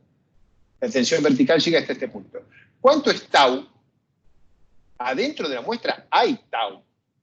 Por supuesto que hay adentro de la muestra, porque adentro de la muestra tengo sigma 1 distinto de sigma 3, y entonces acá en este cubito de tensiones hay sigma 1 menos sigma 3, y en cualquier plano que no sea vertical o horizontal hay tau. Pero en el ensayo de corte directo, pero será de Dios. En el ensayo de corte directo, cuando hablamos de tau, hablamos del tau que ocurre en este plano. Y no hay ningún tau en ese plano todavía. Así que lo que hice hasta ahora fue aplico una carga y la llevé hasta acá. Y ahora cambio de máquina. Es fácil porque es todo conceptual. Y me quedo con la máquina del ensayo de corte directo, que puede aplicar una tensión horizontal en la muestra. Yo la llevé hasta aquí y ahora, manteniendo sigma constante, o sea, manteniendo constante la carga normal, aumento las tensiones de corte, algo que en la máquina de ensayo lo puedo hacer perfecto, y por eso elegí esta máquina y este ensayo para este gráfico, porque se entiende clarito, se separa bien. No lo elegí yo, lo eligió Mitchell en 1996. Yo estoy reproduciendo algo que está en su libro, que está fantásticamente escrito en el libro, y estoy balbuceando yo esta repetición. Entonces, consolidé hasta acá, y le voy poniendo tensión de corte hasta que veo que falla. Si superpongo el gráfico, pongo arriba, en otro layer, tau versus gamma, sale esta curva, que para no llenar de colores, y apelando a vuestra inteligencia, esta curva está en otro gráfico, no está en un gráfico cuya abscisa es sigma n. No. Está en un gráfico cuya abscisa es gamma, porque tau se compara con gamma, la distorsión de la probeta o cuánto se mueve el desplazamiento horizontal de esta probeta. Entonces veo que se porta así y lo asocio a este comportamiento que tiene una curva suave que se pone horizontal al de una muestra normalmente consolidada. ¿Por qué? Y porque yo cargué hasta acá y sin descargar aumenté la tensión de corte. ¿A qué tensión estaba consolidada la muestra? A esta. Y como estoy haciendo gráficos normalizados, este valor 1 es que la tensión a la que hago el ensayo de corte directo dividido por la tensión de consolidación es 1, porque la muestra está normalmente consolidada. Espero que se haya entendido. ¿Cuánto vale OCR? OCR, que es la tensión sigma máxima de consolidación sobre el actual, vale 1. El ángulo de dilatancia para OCR igual 1 vale 0. Y el phi máximo es igual al phi de estado crítico, y lo veo acá. Ahora vamos a hacer una muestra preconsolidada. Lo que hice fue, en este caso, con aumento de la tensión vertical hasta aquí, igual que antes, la misma presión de preconsolidación. Acá dejé guardadito el punto donde se rompió la muestra normalmente consolidada anterior. Aquí llegué. Después que se consolidó, dejó de escapar el agua, descargué hasta este punto. Mucho. Tanto que el OCR es 3,5. O sea que la carga que le puse acá es menos de 1/3 que la máxima tensión vertical. La tensión entonces la aumenté hasta valor grande y después la reduje para que OCR, que es máxima sobre actuante, valga 3,5. Al hacer el ensayo, noto, esto es experimental, que la tensión de corte va aumentando y aumenta hasta que observo la falla del material. Cuando observo la falla del material, la mitad de arriba se empieza a mover. Se empieza a mover y a medida que se mueve, la carga que tengo que aplicar para que mantener el movimiento a velocidad infinitesimal se va reduciendo. La muestra llegó hasta arriba y va reduciendo hasta que llega acá. Ustedes ya más o menos se van maliciando, van viendo por dónde van los tiros aquí. Si yo superpongo el gráfico tau gamma, veo que alcancé un valor máximo aquí y si produzco mayor distorsión, veo que cae hasta que se pone horizontal, acá. Es una arcilla. Y lo único que... Este es el comportamiento que veo cada vez que la tensión aplicada es igual a la tensión máxima de preconsolidación dividido 3,5. En este ejemplo, 3,5. Pero bueno, no tengo por qué hacerlo con 3,5 solamente. Lo puedo hacer con 10, 5, 3,5, 3,0, 2,5, tic. Lo hago muchas veces. Y puedo apreciar que en cada uno de los casos alcanzo un valor máximo diferente.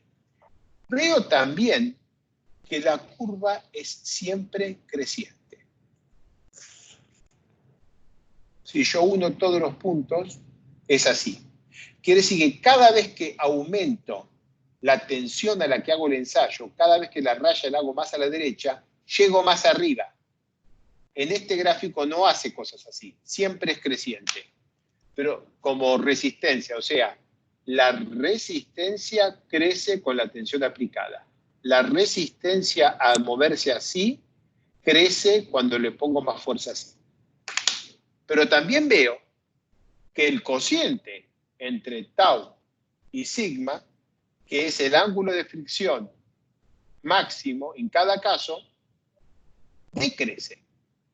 Quiere decir que mientras más sobreconsolidada es la muestra, más phi' tiene. Mientras más sobreconsolidada es la muestra, más alto es el término de dilatancia y más phi' tiene. Entonces, uniendo todos los puntos, esta es la envolvente de resistencia normalizada. ¿Qué quiere decir normalizada? Que está toda dividida por el mismo valor de sigma de confinamiento, que era el punto que estaba por acá. Entonces, todas estas, sigma n sobre sigma c, que acá valía 1, acá vale 3,5, bueno, todos estos puntos me dan esta curva envolvente de resistencia normalizada, cuya expresión aproximada es esta. Aproximada. Bien, entonces, ¿qué es un modelo de estado crítico para arcillas ahora? Bueno, un modelo de estado crítico para arcillas dice, ok. Quiere decir que la dilatancia depende de OCR. Construyamos un modelo en que OCR sea el protagonista. Y eso se logra poniendo una función de fluencia, que es la que vemos acá, que ahora ustedes dirán, pucha, qué parecida a la del Soft Soil Model. Sí, no es casualidad. Una función de fluencia, que es la que vemos aquí, y que aquí vale lo que el 1. O sea, si yo vengo consolidando la muestra así, sin tensión de corte, y toco acá y sigo aumentando la tensión, me llevo puesta esta elipse. Porque tengo que seguir, voy produciendo en esta parte deformaciones plásticas. Y esta es la función, la función de fluencia, que es función de la tensión y de la relación de vacíos. Y postulamos que hay una única superficie de fluencia, que es la verde. La azul no existe. Hay una única superficie de fluencia, que es la verde, que se mueve por corte y compresión. Y ahí ya hay una gran diferencia con el Soft Soil Model que vimos antes. En el Soft Soil Model, si nosotros cargábamos, rompía acá. Nunca llegaba hasta arriba y después bajaba. En el Soft Soil Model incluso hasta podía tener cohesión. Y si cargaba acá, rompía aquí. Y esta forma solo se usaba para las deformaciones de lo que llamamos el CAP, de la tapa, deformaciones por compresión proporcional y no al corte. El Soft Soil Model, entonces, toda esta parte la desaparece, la evolución de la relación de vacíos desaparece, y entonces queda como una especie de hijo bobo de este modelo que estoy describiendo, que es un modelo muchísimo más, conceptualmente muchísimo más completo. Entonces, ¿cómo se muestra este modelo en un ensayo típico? Tengo una consolido hasta acá, descargo hasta aquí y hasta acá, y aquí lo que veo es que carga y hasta que no toca esto, tengo un comportamiento esencialmente elástico porque estoy dentro de la superficie de fluencia. Eso vale acá, pero también vale acá. Por favor, noten que aquí crucé la línea azul sin verla, porque en este modelo la línea azul no existe. Y acá, aunque no crucé la línea azul, tampoco no la veo porque no existe, y tengo dos curvas relativamente parecidas, hasta que en este lugar y en este lugar tocó la superficie de fluencia. Y a partir de ahora, si el ensayo lo hago en esta muestra, lo que va a pasar es que al bajar otra vez el material y bajar hasta ponerse asintótico en este valor, que está dado por esta línea, está dado por la línea el valor, pero el punto está dado por la elipse verde. Al bajar, lo hace aumentando su relación de vacíos. Cuando aumenta su relación de vacíos, reduce su término de dilatancia y la elipse se achica. La elipse estaba acá y ahora se achicó acá. ¿Hasta cuánto se achica? La elipse se achica hasta que el punto, subí, bajé, hasta que el punto está simultáneamente sobre la elipse, que quiere decir tensión, y sobre la línea de estado crítico, que quiere decir cambio de volumen igual cero. Y que el cambio de volumen es igual a cero, lo vamos a poner matemáticamente como que la normal a la función de fluencia no tiene componente horizontal, o sea, en la dirección del cambio de cambios de volumen. Cuando llegó acá, la normal era así, que tiene una componente que va para atrás, o sea, de aumento de volumen. Y después de acá bajó hasta acá y quedó en este punto estacionario en el cual quedó sobre la superficie de fluencia, o sea que Q igual a MP con MCB por P, y quedó en un punto en el cual su normal es vertical, o sea, a partir de ahora ya no hay más deformaciones volumétricas. Y si no hay más deformaciones volumétricas, llegué al estado crítico. Esta fue la arena de la muestra de arcilla compacta, sobreconsolidada, que hizo esto. Ahora la arcilla está sobreconsolidada, 1,4, pero no tanto.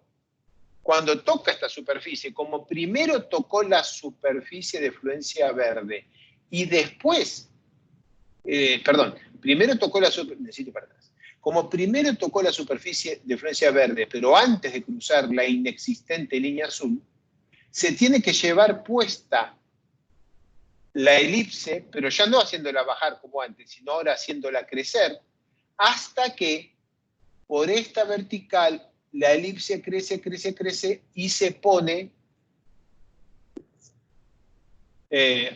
toca la línea azul. En ese momento, la normal a la elipse, en el punto este, es otra vez vertical, volví a alcanzar el estado crítico. No tiene que ser necesariamente una perfecta elipse simétrica. Cuando la elipse es perfectamente simétrica, entonces el estado crítico se alcanza exactamente por una presión que es la mitad de la presión de preconsolidación, quiere decir que el estado crítico se alcanza exactamente para OCR igual 2. Eso es si el modelo asume una elipse simétrica. Esto es una forma elíptica. Y lo único que interesa no es que esté exactamente en el medio ni a la izquierda o a la derecha, sino que en el punto en que se queda quieto, la normal a la función de fluencia tiene que ser vertical porque nos está indicando que no tengo más deformación volumétrica plástica. Así que ahora pongo todos juntos. Y puedo volver a mi primer ensayito, que yo lo había empezado y lo había tirado por acá, y ahora sabe, cuando lo tiré, que tengo que completar aquel dibujo, que era solamente la recta y la curva, con una gigantesca elipse que acá tiene que pasar por un punto con la elipse, tiene que tener acá, la normal tiene que ser vertical, y esta es la función de fluencia final de la muestra normalmente consolidada. Esta es la función de fluencia final del estado crítico de la función de fluencia de la muestra ligeramente preconsolidada. Esta es la función de fluencia del estado crítico de la función de la muestra muy sobreconsolidada. Este realmente es un enjambre de palabras, pero creo que al final, después de cada corrección, la última frase de cada vez es correcta. Son las 18:50, esta es la última filmina. Necesito saber si hay preguntas y definitivamente no hay manera de que podamos avanzar en las otras dos presentaciones que tengo para ustedes.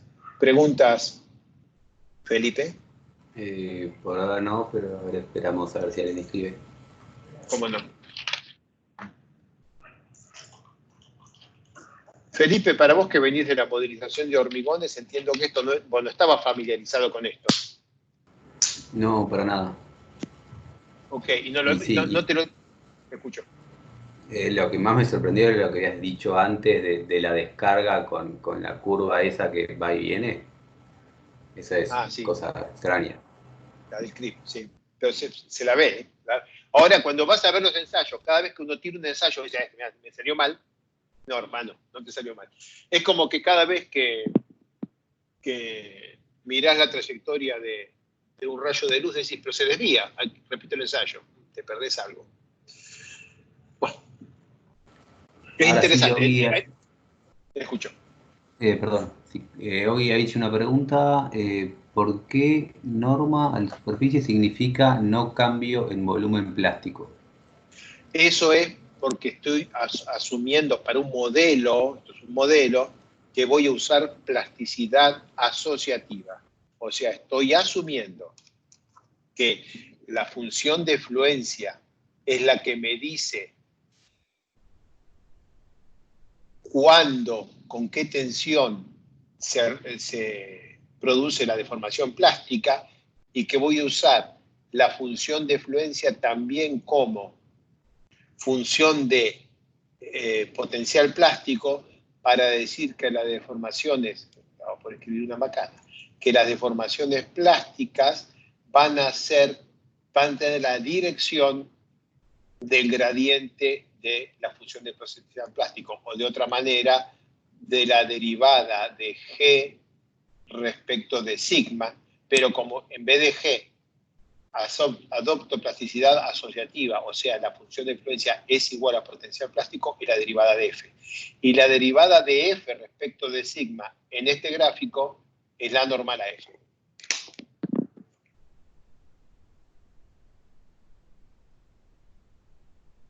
Algo que quizás debería haber refrescado porque lo dijimos en 15 minutos en una clase, en la tercera clase del cuatrimestre pasado.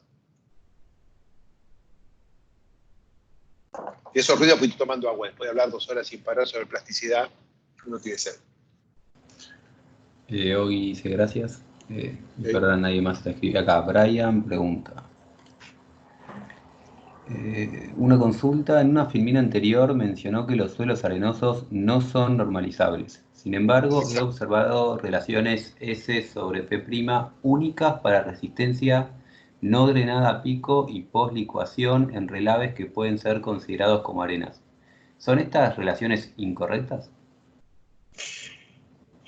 Conceptualmente sí, en la práctica no, porque estamos hablando en la práctica de un rango muy pequeñito. Lo que estás diciendo son relaciones que valen entre un parámetro de estado de más 0.1 a menos 0.1, algo por el estilo, en el entorno de la línea de estado crítico. Esa normalización efectivamente se hace. Definitivamente no la podrías usar para digamos, un enrocado que tiene densidad relativa 80%, no. Entonces, conceptualmente son incorrectas, pero estás tan cerca dentro del rango que podés usar la mecánica de suelos de estado crítico de una manera relativamente, como es, segura dentro del rango. La pregunta es muy buena, y voy a contestar algo para mostrarles por dónde van los tiros. Si yo tengo E logaritmo de P y lo grafico el comportamiento de las arcillas, esto es compresión isotrópica, esto es compresión endométrica, esto es estado crítico.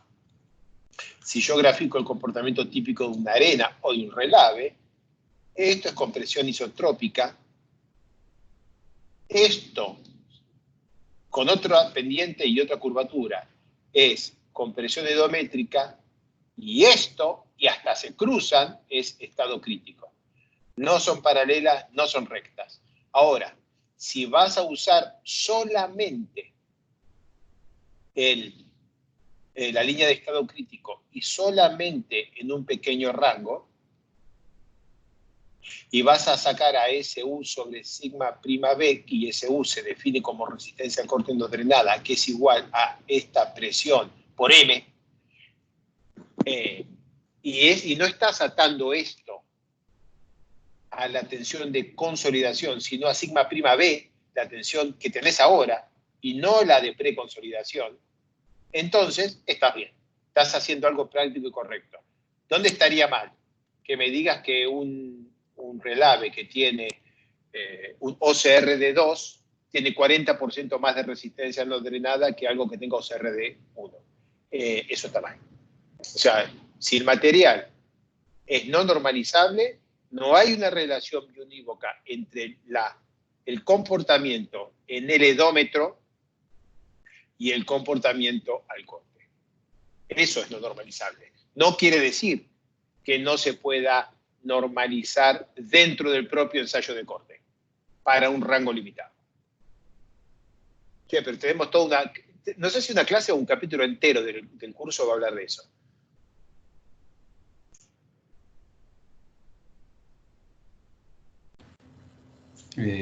Por ahora no vienen habiendo más preguntas.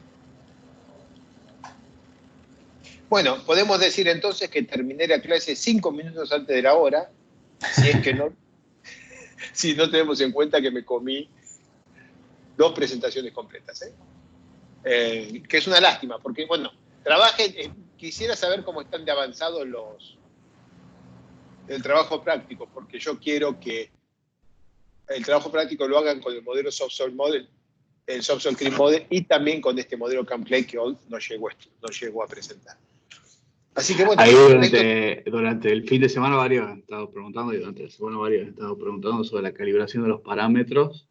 Ahí Mauro armó una filmina que vamos a repasar en 10-15 minutos, como para que tengan un pantallazo general de cómo hacer la calibración de los parámetros, y después ya pueden empezar a trabajar en el trabajo práctico, concreto. Nico, ¿llegaste a escuchar toda la presentación esta de introducción al modelo de estado crítico? Sí, más o la introducción a estado crítico sí, la última que diste no, porque estaba haciendo una filmina. Ok, perfecto. Pero esta sí, quiero estar seguro que mantenemos los patitos alineados. Y primero que se entendió, o que se puede entender si alguien lo lee, lo ve una y otra vez. Y segundo, que no confundimos CAMCLAY con modelos de estado crítico. Tenemos muchos modelos de estado crítico, CAMCLAY es solo uno de ellos. Y sobre todo tengo mucho interés en que vean que Soft-Sol Model, Soft-Sol Cream Model y Harrison Model no son... Sí, bueno, eso a varios me estuvieron preguntando si tendrían que cambiar la relación de vacíos para Soft-Sol Model, si tendría que variar, y bueno, eso está bueno que se lo refuerce, porque recuerden que la relación de vacíos no es una variable de estado. Bueno, así que fantástico. Eso. Ustedes lo aterrizan. Con esto termino, y yo ahora... como termino mi presentación, para que quede una linda imagen del final.